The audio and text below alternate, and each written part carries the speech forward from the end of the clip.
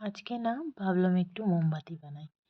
আমার মেয়ের এই ক্রেয়ন সেট থেকে তার জন্য আমি একটা হলুদ কালার নিয়েছি। ভাবলাম হলুদ কালারের একটা মোমবাতি বানাবো। আসলে না আমার একটা কাঁচের গ্লাস, সেটা মেয়েরই। মেয়ের ছোট্ট একটা কাঁচের গ্লাস আছে। সেটা একটু নিচে থেকে ভেঙে গেছিলো। তো ওটা ইউজ হচ্ছে না।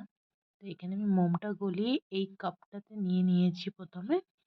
দিয়ে মোমটা দেখো পুরো মনে হচ্ছে যেন ম্যাঙ্গো জুস। তারপরে আমি ওই গ্লাসটা যেটার কথা বলছিলাম, এই দেখো এখানটাতে ফাটা আছে। মানে তো ইউজ আর হচ্ছে না, তার জন্য আর কি করা যাবে, ফেলে দেবো এত সুন্দর ছোট্ট একটা গ্লাস। তাই জন্য ভাবলাম, আমার যেহেতু একটু মোমবাতির মানে বানানোর শখ ছিল, তো আগেকার আমার এই ভেক আর এগুলো সব না ছিলই। তো এটা দিয়েই ভাবলাম যে একটু বানাই। আর আমার হাজবেন্ডও বললো ফেলে দিও না, এটা দিয়ে মোমবাতি বানিয়ে নিও। তো ওই আমি ভাবলাম যে একটু ক্যান্ডেল বানিয়ে দেখি। তো গ্লাস তো ছিলই আমার কাছে কন্টেনার হিসেবে, ওই গ্লাসটাই ইউজ করে নিয়েছি।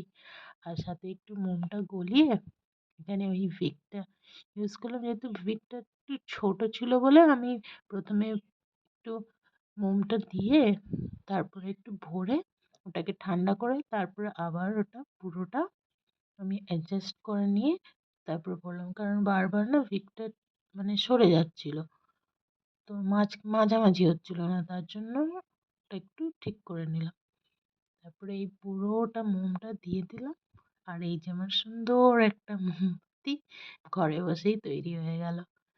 চলো এটাকে এবার জ্বালিয়ে দেখাই তোমাদের।